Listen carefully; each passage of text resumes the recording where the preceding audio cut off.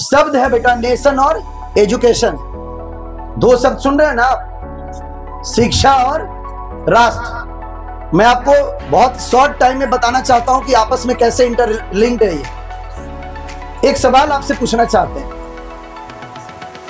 सबसे अगर आपको पूछा जाए कि नेशन सबसे माने your first priority should be nation और एजुकेशन, आपकी प्रायोरिटी में राष्ट्र होना चाहिए कि शिक्षा होना चाहिए? जरा सोचेंगे आप इस पे।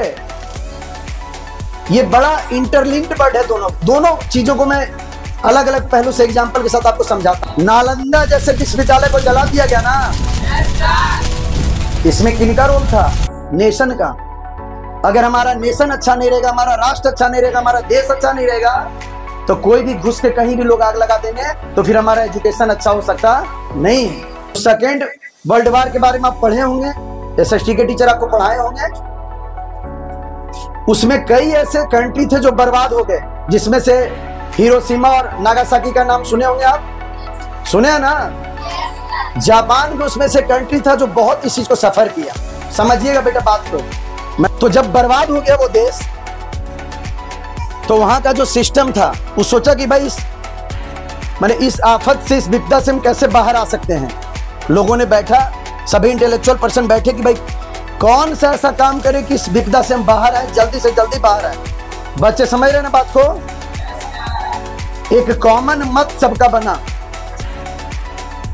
लोगों ने कहा कि जितने भी हमारे कंट्री के अंदर टैलेंट है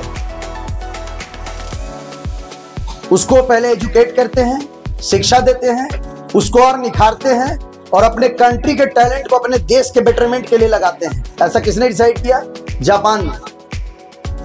और पूरा एक मैप बनाए। और उसी समय वो जो लोग थे उन्होंने बताया कि अगले 3 जनरेशन तक, कितने जनरेशन तक बेटे? 3 जनरेशन तक हमको टाइम लग जाएगा। और ये 3 जनरेशन के बाद अगर हम लोग इस तरह से चलते रहे तो एक समय ऐसा आएगा जब हम दुनिया को नेतृत्व करेंगे, जब हम फिर से वैसे जगह पे जाकर के खड़ा हो जाएंगे जहां पर खड़ा होना मेरा सपना है। वो देश जो पूरे दुनिया का सबसे बर्बाद देश हो चुका था सेकेंड वर्ल्ड वॉर के बाद। बात समझ रहे हैं ना आप लोग? और वो प्लान क्या किए कि लोगों को एजुकेट करें, लोगों को शिक्षा दें। बात समझ रहे हैं ना? और इस तरीके से अगर हम चलते रहेंगे तो 3 जनरेशन के बाद हम उस टारगेट को रीच कर जाएंगे जहां पर हम दुनिया का नेतृत्व कर सकते हैं। और उसी प्लानिंग से उन्होंने चला और आज तो आप जानते ही हैं। तो मैं यही कहना चाहता हूं कि ये दोनों आपस में इंटरलिंक्ड है।